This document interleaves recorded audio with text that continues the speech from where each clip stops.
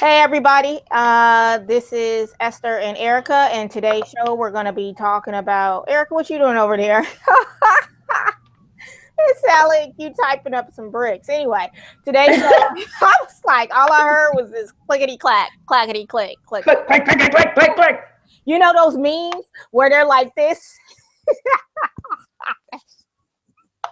When someone talks SDU online and you're like, who do you think you're talking to? and I'm already upset. I'm like, what?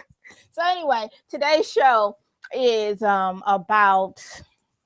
Let's see what we're going to talk about. We're going to talk about Erica's going to go over accomplishing 10-year goals in the time frame of 6 months, and then today I'm going to specifically go over corporations. I get a lot. No, I'm just piggybacking off you what you're talking about today. I'm piggybacking on what you remember. We're gonna. No. Anyway, whatever. Okay. Now you got to do it because it's in the comments. So anywho, music. What we're doing today is we're going to go over corporations. And so I always get a lot of people who want to know exactly what a corporation is, blah, blah, blah, blah, blah. So what I'm going to do is I'm going to just pull up a couple of Google pages. So the first corporation I want to speak on is an LLC. Like I said, I get a lot of, what are you laughing at, Erica? Oh, okay. like I said, I get a lot of people who ask me, what's an LLC? What's the benefit of an LLC, et cetera, et cetera, et cetera.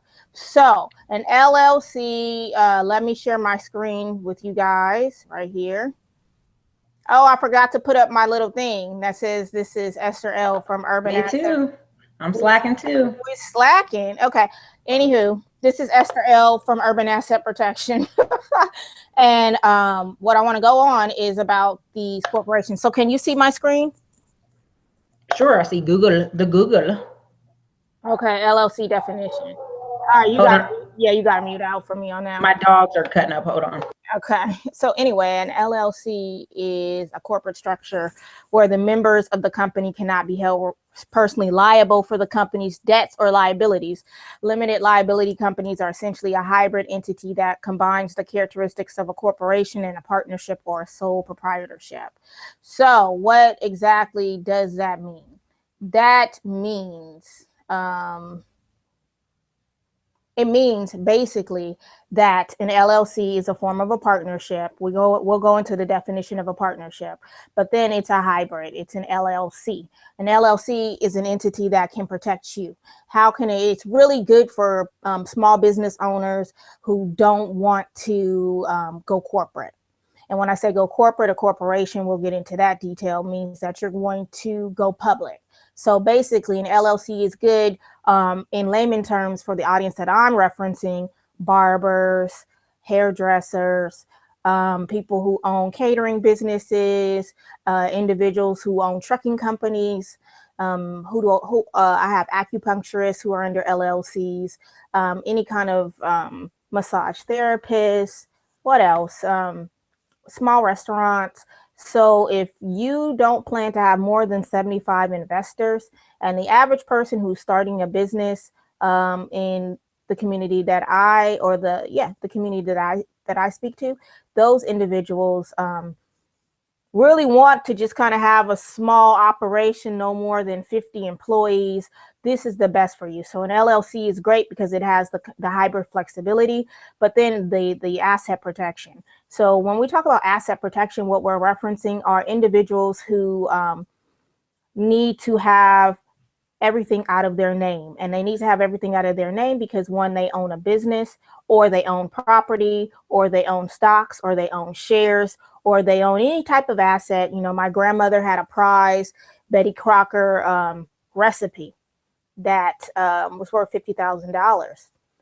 It's an asset. You know, your grandmother's wedding ring that your grandfather gave, anything of value and that can be traded for currency is considered an asset. And so you can get those things taken from you at any time if you don't protect yourself. So the next thing that I really want to go over are corporations. So what is a corporation? Let's do this. Share my screen with you again. All right. Corporations. So corporation definition, here we are. So a corporation definition is a company or a group of people authorized to act as a single entity, legally a person and recognized as such law.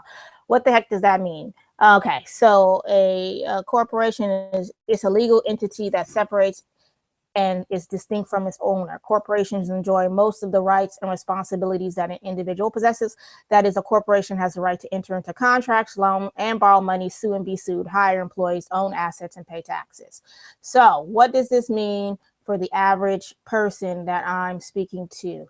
What it basically means is if you have, let's say you have a great idea for a lipstick, or you have a great idea for one of my clients, I think I talked about her last week, the beet seed, it's a beet probiotic juice. Have a great idea. She can house that whole entity under a corporation. She wants to go get a organic kitchen that she can lease out. She can own everything. She can have the lease in the name of the organic kitchen. A corporation will help you with liability as well, but there is a little caveat. Let's say you want to be a little bit more advanced with a corporation. I would recommend those because then you can sell shares. You can sell shares of your LLC too. But those who want to take it a little further, the ones who are like, oh, I think I want 50 to 100 to 150 employees, I would definitely advise a corporation, or some truck drivers who want to have 5 or 6, 7 trucks, or even people who drive Uber and they want to get more than 15 to 20 cars and create their own little Uber taxing service under the Uber umbrella. I would definitely do a corporation, because the reason why I'm referencing or referring individuals to corporations are those who are taking on more risk, and those who, one, take on more risk I got clients who are doing in the cannabis. They grow 75 to 100 plants, and they do it legally. But that's a risk, right? Because it's not approved at the federal level. It's approved at the state, the city, and the county levels. But understanding that at any time you can be harassed by the federal government. So being harassed by the federal government, you want an installation, right? So I definitely would agree with a corporation at that level. One, if you have more risk, just to recap. Two, if you are going to take on investors, if you want to license out and get mainstream investors, one, and then two, if you want to, or sorry, three, if you want to have 50 to 150 employees, I definitely do a corporation. Let's look at another entity. That's a partnership. Oh, I gotta share my screen with you guys.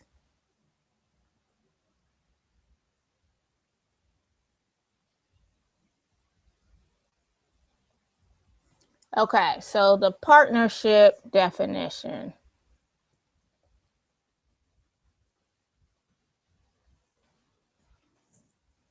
So partnership is an association of two or more people as partners, or a business firm owned and run by two partners, right? So here it is. A partnership is an arrangement in which two or more individuals share the profits and liabilities of a business venture. Various arrangements are possible. All partners might share liabilities and profits equally, or some partners may have limited liability.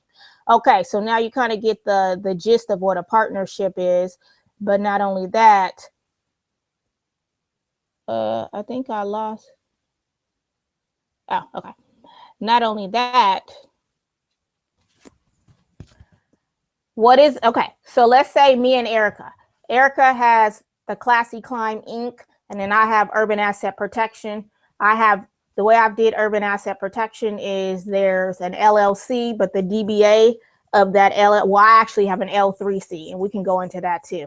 But I have an L3C, and underneath the L3C, I have a DBA, doing business as Urban Asset Protection. So Classy Climb Inc. and the DBA, Urban Asset Protection, want to do business together. We don't want to form a whole new corporation. So together, so what do? We form a partnership. So we take two different separate entities that are already incorporated with the Secretary of State. Those two separate entities form partnerships. Or you can be two people. Let's say a lot of common partnerships are doctors or dentists. And they come together and they say, hey, we want to form this medical group. We're two individual people operating as sole proprietors. So what do? They form partnerships. Partnerships can be legal. They're always legal because you can create a partnership agreement. You can take that partnership agreement and it's basically a contract between two individuals. If you don't have two corporations, either one, people or corporations, you can place those two agreements together and get it notarized. That automatically makes it legal. Does not have to be filed with the Secretary of State because the notary is considered a court.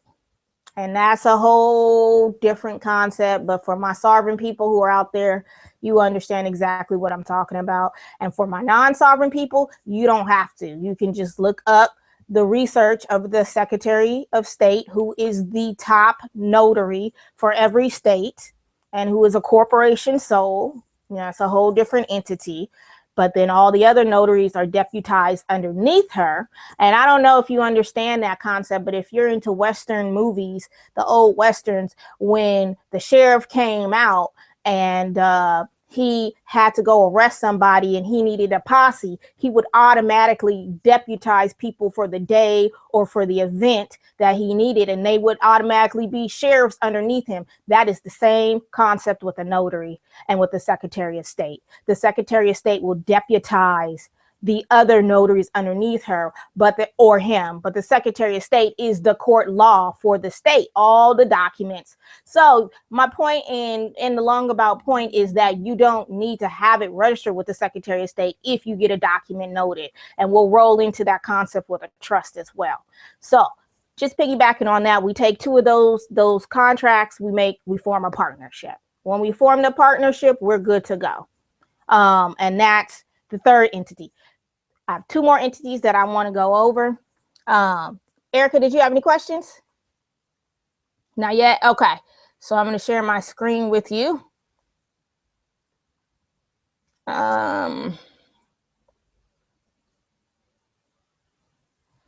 So the next thing I want to speak of is an L3C. And that's what I have.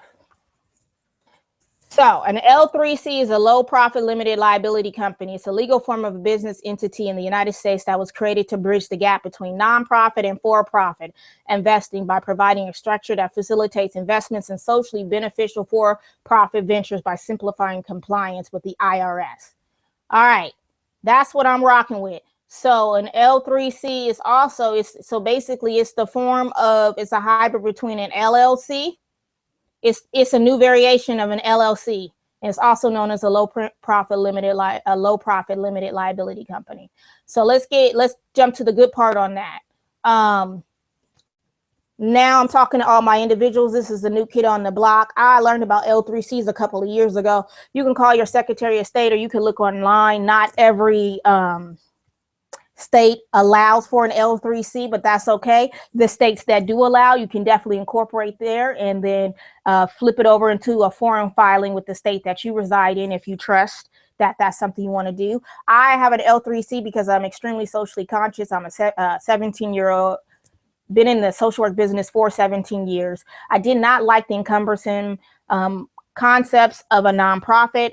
And I'm very interested in helping people and being socially conscious and making money while assisting people. That's my main goal. I am not just a bleeding heart out here to let people call me, and not pay me for it. That's just not who I am. But on the other hand, I love helping people. So when I came across the L3C, it's a hybrid of an LLC. We know an LLC is a hybrid of a partnership. So what I want you to understand is that all of these entities piggyback off of each other. They dovetail in each other's way somehow. And when you start to look at the corporate structure, you'll see articles of organization where it's owned by, on the LLC, the managing company of the LLC is a corporation. You look on the articles of the articles of incorporation for the corporation that's owned on that LLC, then those articles are owned by a trust. And then those articles, the beneficiaries of the trust are a partnership.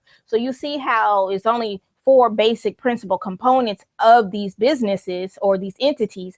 But asset protection means never putting your name on something. And what is a corporation? It's a person. It can be sued. It can sue. It's another person. So what I want you to understand is when you're completing your articles of organization, put another entity on it because it will act in place of your name.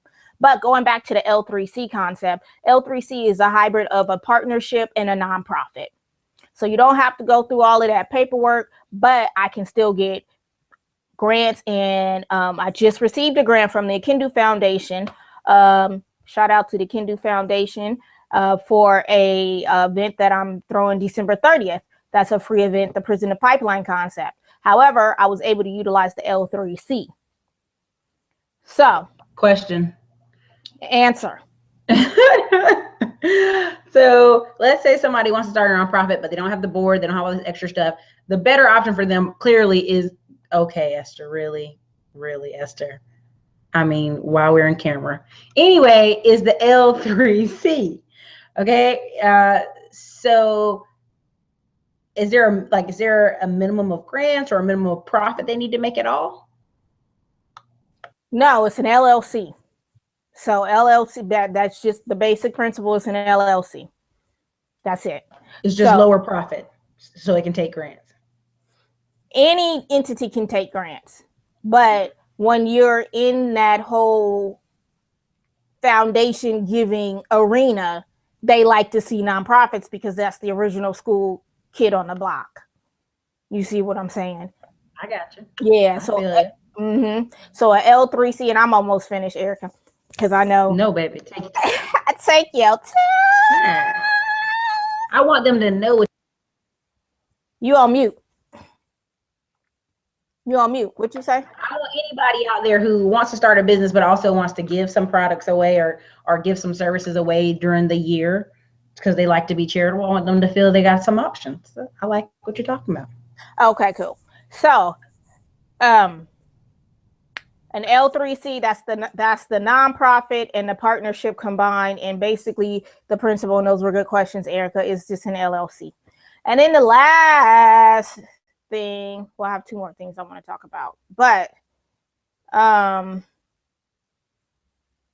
the last thing as far as in the entity is what is a trust.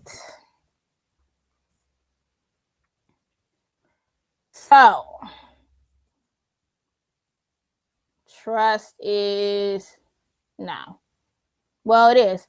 A trust is something committed or entrusted to one's care for safekeeping. No, we want Investopedia. Okay, here we go. Because, yeah, I mean, I trust you, but I don't know if I trust you. You know what I'm saying? A trust is a fiduciary relationship in which one party, known as a trustor, gives another party, the trustee, the right to hold title to property or assets for the benefit of a third party. The beneficiary. In finance, it can also be a type of closed-end collective investment fund built as a public limited company. All right, so you have top prison corporations. All right, I'm gonna show you how they operate. Who owns? Okay, did I say?